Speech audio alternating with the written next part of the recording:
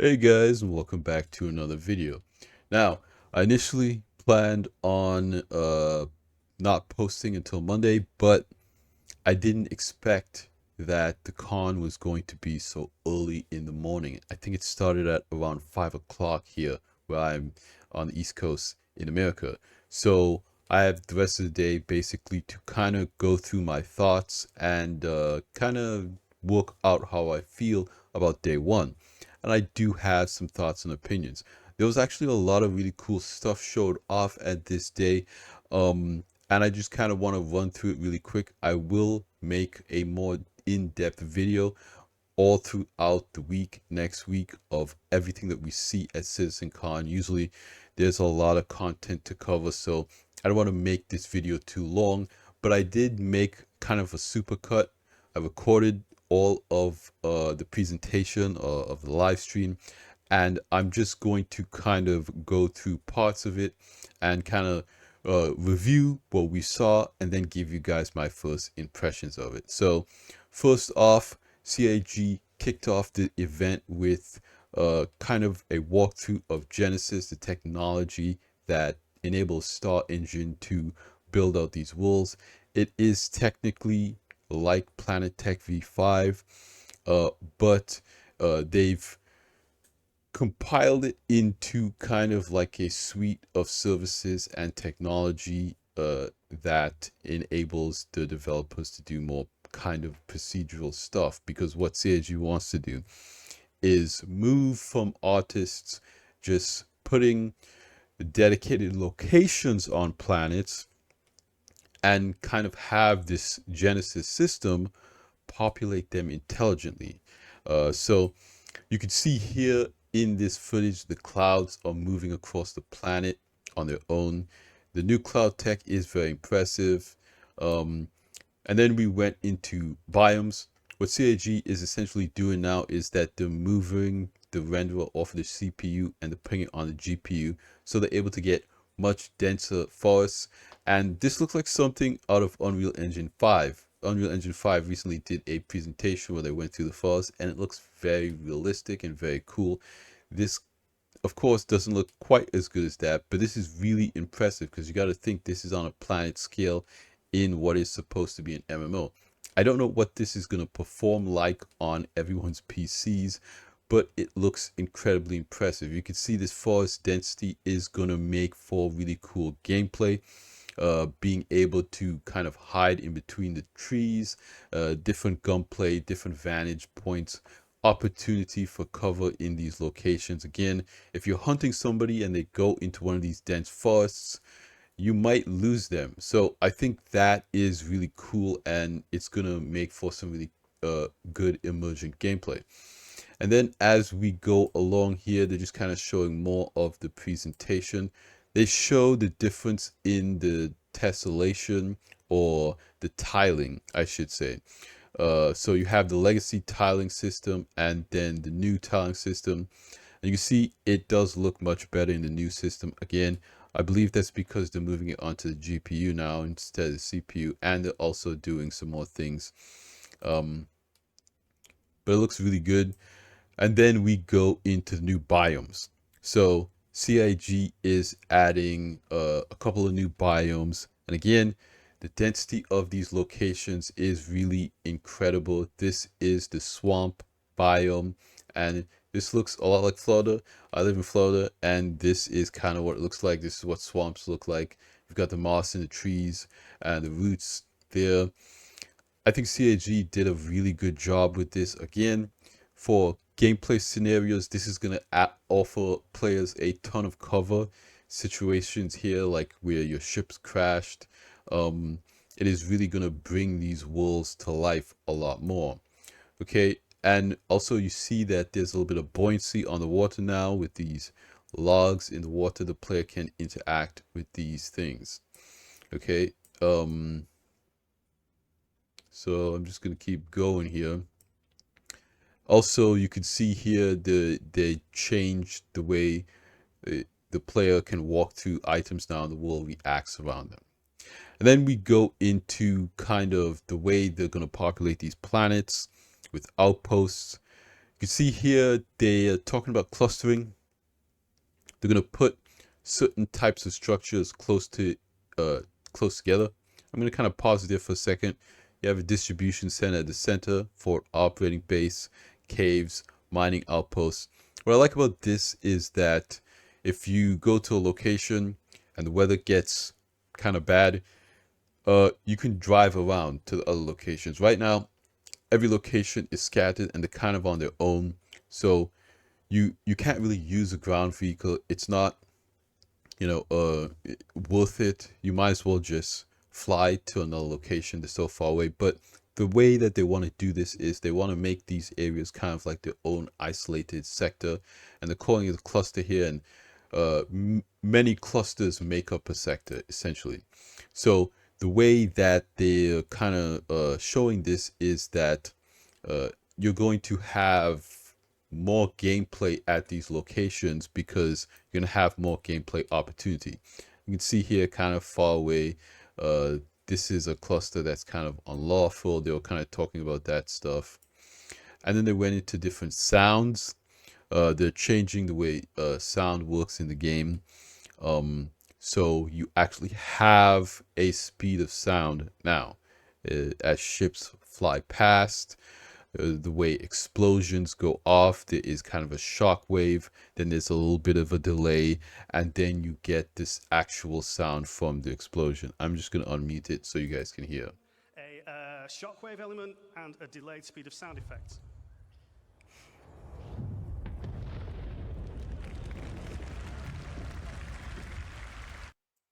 All right, so there you go. That is this the sound stuff. And then as we kind of move forward to the presentation, they get onto clouds and the atmospherics, and you can see the clouds are forming and dissipating realistically. And you have this whole kind of weather system moving through the area, and it's going to bring rain with it. It's going to have lightning. So these are procedural clouds that, again, they form and they dissipate organically like they would in the real world, kind of based on the temperature maps of the planet. So the game is simulating all of this stuff on its own. The devs don't have to go in and manually make the clouds like they do now. So the clouds are going to look way better moving forward here with this Genesis tech. And what they did was they essentially had this kind of like gameplay session where, you know, they kind of walked through what it's like to go to this area and fly to the clouds. And I'm going to leave this section for later when I do my full video on the Genesis system. But we're just going to keep moving forward here for now. And then they move on to what's going on with the mobiGlas. There are updates with the mobiGlas. There was the next panel where it's like a social universe. And it's basically where CIG is talking about your friends list, your comms, they're talking about orgs, and they're also talking about beacons. And so right here, you have your friends list, and you have, you know, where you can add a friend, and then you can block and report people. As you zoom out here, you can have the party call, okay, and there's different apps. And right here on this side, you can see your party members, okay, and you can see where they are, and there is a party finder. So now you have your friends in your party in one tab in this app, the social app.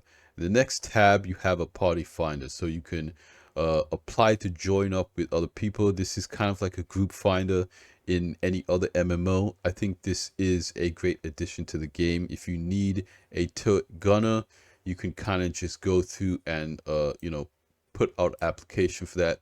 Then we have comms. So this is kind of sorted now from general to trade, group, combat log, and your group, you can DM people and do different things like that.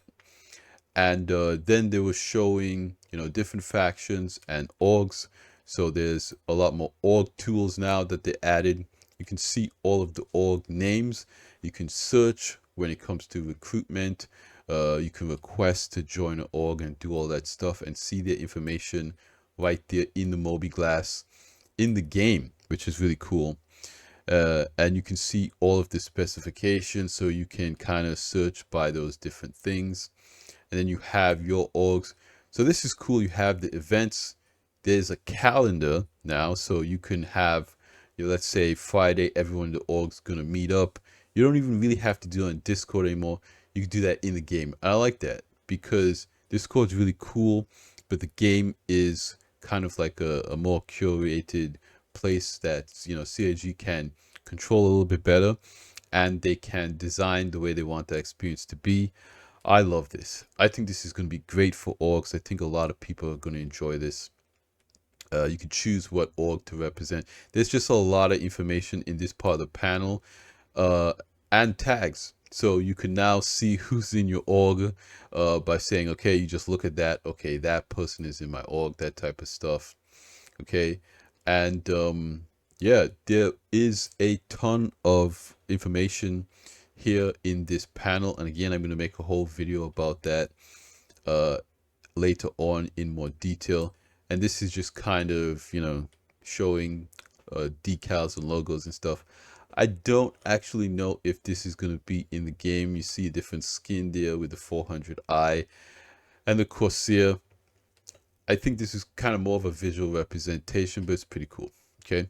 And then they went into kind of Dress to Kill. This is a portion of the presentation where they go over Starwear. Okay, this is a new technology.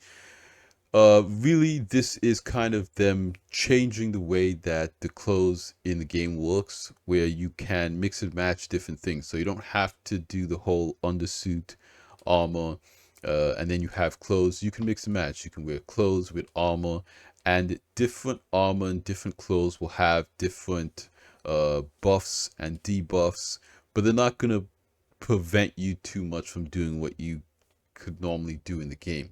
So if you're wearing heavy armor, it would just like have more, bullet resistance. So, if you get shot by a hand pistol, it won't do as much damage.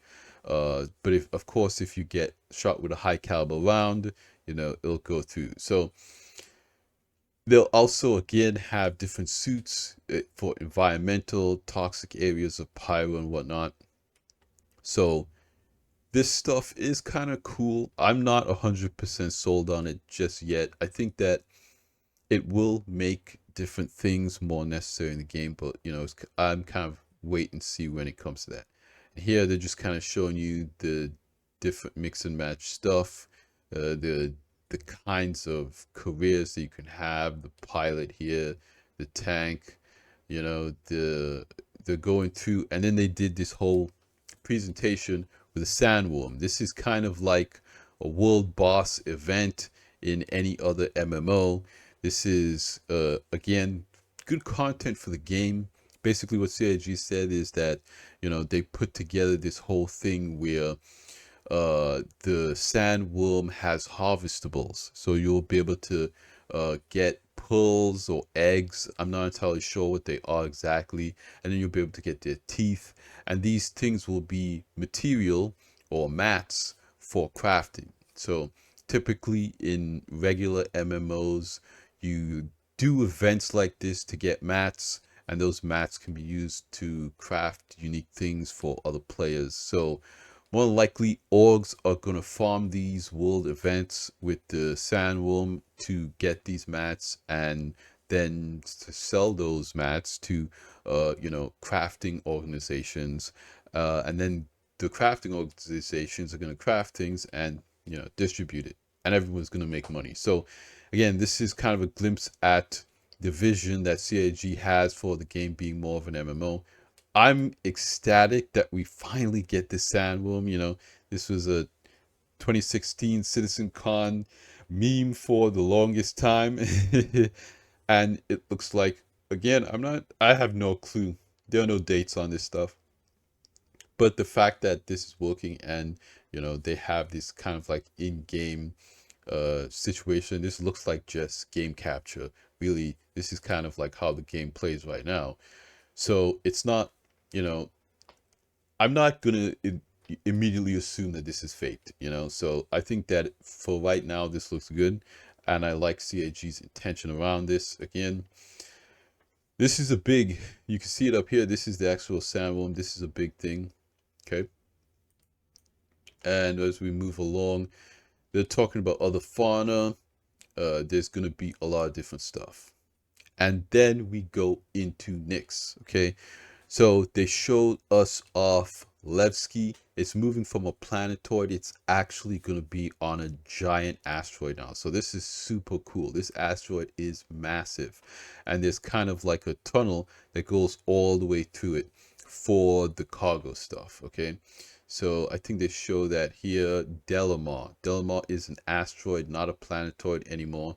Welcome back to Levski. Okay, and they kind of show us in more detail what's going on here. There's going to be different entrances. We're going to have landing pads with freight elevators here, so we can, you know, do trading at this location. And what's super cool is that they finally showed off how we're going to load and offload the whole series ships. These larger ships where, you know, you can do it from inside with the tractor beam. Just take that off and put it on the cargo grid on the outside. And these locations are also coming to Stanton and Pyro, not just Nyx. So that's really cool and exciting.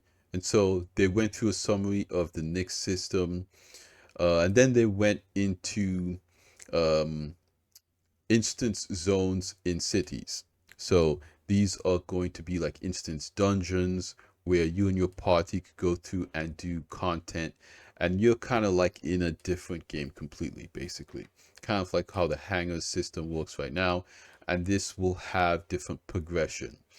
So that was really cool part of the presentation. You can see the different levels that you could go to. Yeah, municipal works, the depths. As you go deeper into the city, you'll go into the sewers, and you know, you'll do mission and different content. Then looking ahead, they showed us the 4 systems that they're planning to, I guess, release the game with. A lot of people were speculating what's the 4 or 5 systems they're gonna go with. We have Stanton, of course. Pyro is coming out in 4.0. Nyx was the next one they showed us. They showed us the primary landing zone, Levski on Delamar. And so then they went into kind of the history of the next system.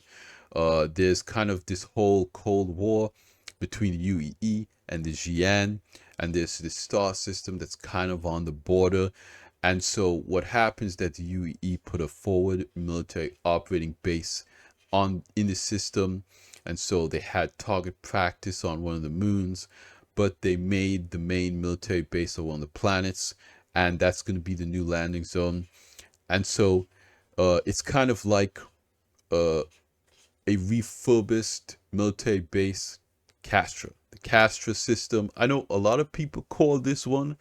I didn't know if they were going to go Castra or Magnus. I was thinking they were going to go Magnus, but Castra is also a good one because, again, I felt like the next system that they needed to add had to be a high sec system, high security system. We have Stanton's like medium security. Pyro and Nyx are low security. So you have 2 low security and 1 medium security. We need 1 high security star system. And because Castra was formerly a military area, we're gonna see kind of Mesa era architecture here. And yeah, they went to Castra 1 Bullseye. This was the you know, where they had the artillery testing. And then we get to Sherman. Okay, Sherman, this is the primary landing zone of Castra 2. And it's pretty interesting. Island in the sky here. It's kind of perched on the edge of a cliff, and CAG did a little fly through. Now this is white box or gray box. It's not fully finished, but it looks like they're pretty far along on this location. I'm not sure if this is the only landing zone in Castra. This is the primary one, and they went into a lot more detail of you know, everything that's going to be at this location. It looks like you know, it's going to be on par with the other landing zones that we have, where there's going to be, a hab area, a hospital, a shopping mall. Looks like it's also going to have a museum. Then you're going to have the spaceport, and off to the side here, this area is like the industrial area. So maybe that might have a refinery or something like that where you can go to, and there'll be like little mission content. There's a lot of large hangars and docking ports because, again, this used to be a military base, so the large military ships like the Javelin, the Idris would dock here. So this is going to probably have a lot of good trade opportunities. And again, you have this new cloud tech that is just incredible with the guard rays shining through the clouds here. I think they did a really good job with this location. Again, I'll go into more detail on some of this stuff in a later video. But I don't want to take up too much time here. Again, they're going over, this is the main kind of commercial district. And then we go into the Squadron 42 presentation. This is the last part of the show. And this is pretty cool. We are able to actually see, I guess, like the first almost hour of the game, kind of the tutorial here. You can see Henry Cavill. He's kind of like the ace pilot of Squadron 42, which the game is named after this, critical battle, the Battle of Vega, where the Van Duel kingship arrives in the star system to kind of take over. And the UE, we humans, we can't allow that. We can't let that happen. The Van Duel are bad guys and we're good guys, so we gotta stop them. I think that it was incredibly cinematic. Sitting down and watching through this whole thing, watching Richard Tyler play this was incredible. And okay, now I just kind of want to give you guys my opinions, my impressions of this. I was blown away by this presentation. Honestly, I've never been a huge fan of single player games, but I do think that the way that this is implemented is pretty good because it's very cinematic. And of course, if you're a longtime fan of Chris Roberts and the games that he makes single player games that are kind of like this, that have a lot of these heavy cutscenes. And some people may like that, some people might not. I think that that's a good approach for this game because again, if Squadron 42 is not really like Starfield was kind of like an in-between the Persistent Universe MMO and Squadron 42. So what this is, in my opinion, is CIG's opportunity to tell the story of the MMO, because Star Citizen is very much a sandbox MMO. The way that the kind of leading up to things with the procedural generation of new locations on planets and whatnot. So I think CIG wants to kind of lean heavier into that sandbox aspect, and they want to lean very heavy into the story aspect of Squadron 42. So Squadron 42 is their primary opportunity to inject the story and the lore of this universe into the MMO. So players can get that attachment with these incredible characters, with all of these famous actors that you see on screen. And so that is going to be CIG's hook for people, for gamers, to get into the universe and form that kind of connection. So this game being very story heavy, having a lot of cutscenes, having some quick time events where you kind of press F to do a thing, I think that's perfectly fine. It does kind of lend me to believe that this is kind of looks like it's been designed for consoles in mind as well. Whenever you have this kind of quick time events where you just press a button and it's not that skill based, it looks like it's very much designed for consoles as well. But that, again, that's a good thing, because that's how you introduce people to the Persistent Universe, by getting them into the story and to learn what happened leading up to the MMO. So again, not everybody's gonna like that. I do like that. I think that I want to basically watch a movie of this game. and it's gonna be cool to put myself in that movie and kind of experience it. I think that's a good approach for what Squadron 42 needs to be for the game, for the franchise. I think that's good. I don't think that it should be, super open-ended where you could kind of fly anywhere and do whatever you want. Because again, that's what the persistent universe is for. It's supposed to give you a taste of this universe and then kind of like lead you, okay, if you like what you're playing, if you like this story, get into the persistent universe, and that's where you could go wherever you want, do whatever you want, be whoever you want to be. So it has to kind of nudge you in that direction, into the persistent universe direction. Now, let's talk about some of the negatives. This game did crash twice and have two major bugs where one person's face kind of like glitched out, and then the main character was supposed to give Gillian Anderson's character a gun, and that didn't really work, where Gillian Anderson's character was just kind of holding the gun, but she wasn't holding it. And again, that's kind of par for the course. Fully released games have those issues. When I played Starfield for the first time, I crashed like 7 times during that first like introduction thing. I think it had some issue to do with my GPU or something like that. I have since updated my GPU. I don't know what was going on. Maybe it was a driver issue. But that stuff happens because almost every computer has different hardware. So it's hard to test for every different hardware. On a console, it's a bit of a different story because they're all designed the same way, but PCs have so many different hardware, you don't know what's going to happen. So basically at the end of all that, they announced the release date to be 2026. Now, we don't know when in 2026 it's going to be, but it's going to be in 2026. After seeing the bugs and some of the graphical issues, I think that that's a good decision. This needs to be good. This needs to be smooth. This needs to hit hard. And I think that giving it the time it needs to cook is exactly what CAG should do. Don't try to rush it out to, people, make people happy or whatever. I like that they showed this, they demoed it, they gave us an idea of what we can expect from the game. That's what I really wanted. Because with the other Squadron 42 demos, you don't really know what kind of game it's going to be. But seeing this, we know now that it's going to be more of a cinematic experience, that there's going to be a lot of cutscenes.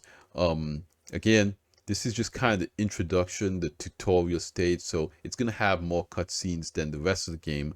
But knowing that it is kind of more of that cinematic experience, it is, I think that's a good thing.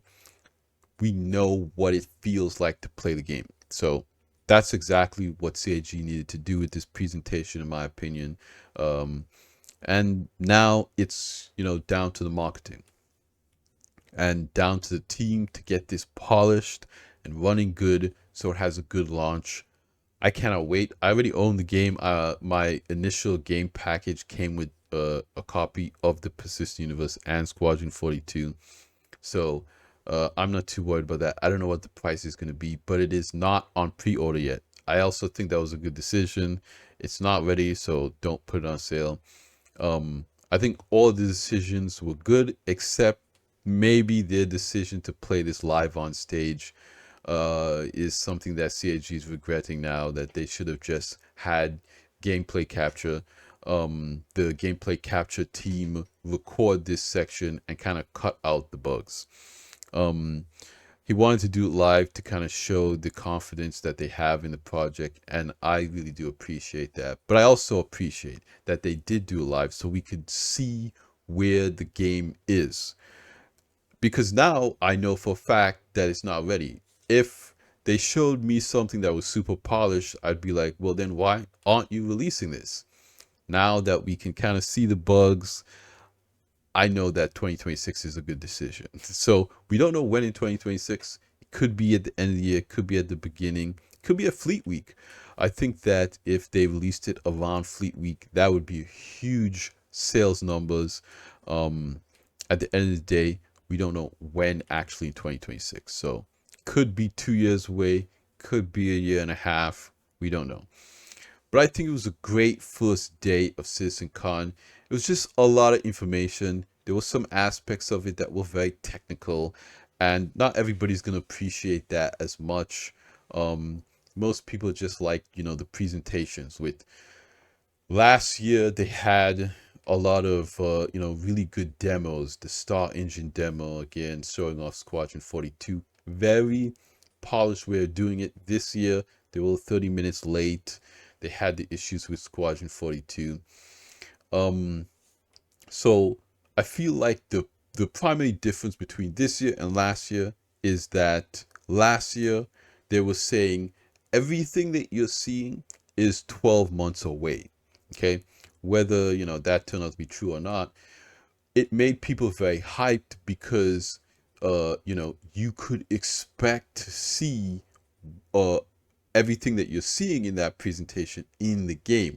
This year is a different story because you know we're not going to get Nix and Castra and a lot of this weather tech and that stuff next year necessarily. Okay, CAG didn't put those timelines on these presentations, so we don't actually know when we're getting any of this stuff, and so that obviously is less exciting than last year, where again everything was described as coming out in the next 12 months. And I think that if CAG does that, if CAG shows us only the things that we're getting next year or the things that we're getting sooner, I think obviously the community is going to be more hyped about those things than something that we don't know how long we're going to have to wait for. But I think it was a good day one. Day two should be very exciting. We're seeing base building, we're seeing the ships, and the showing us the vision for 1.0. I think we kind of have an idea of what 1.0 is going to look like now because of CIG's intentions around procedural generation and crafting and base building. I think that they really want to lean into that sandbox aspect of the game and make it a little bit less steampunky. And I am all for that. I want you guys to understand that right off the back. I enjoy this game as a sandbox. I think that that is going to be, where this game shines, what differentiates it from other MMOs, in my personal opinion. And again, we get that very storied experience with Squadron 42. So I'm excited. I don't know what the future holds, but the game is looking good. It's a good time to be a citizen. But let me know what you guys think in the comments down below. What did you guys think of day one of CitizenCon? I was too excited to not make a video. I fully intended to just take today and tomorrow off and not make any videos and just come back at it on Monday night or Monday morning. I mean, sorry, but there was just too much stuff to cover, and I want to do more deep dive videos next week and just give my first impressions after, because again, the con starts so early in the morning for me. So yeah, I want to hear from you guys. What do you think of Squadron 42? What do you think of the other presentations? Are you excited? What do you think is going to happen tomorrow? I want to hear everything you have to say in the comments down below. Thanks for hanging out with me again. That's going to be it for me here in this video. Like I always say at the end of these videos, you guys, like the video if you liked it, subscribe if you want to see more, and I will see you guys in the next one. Salut!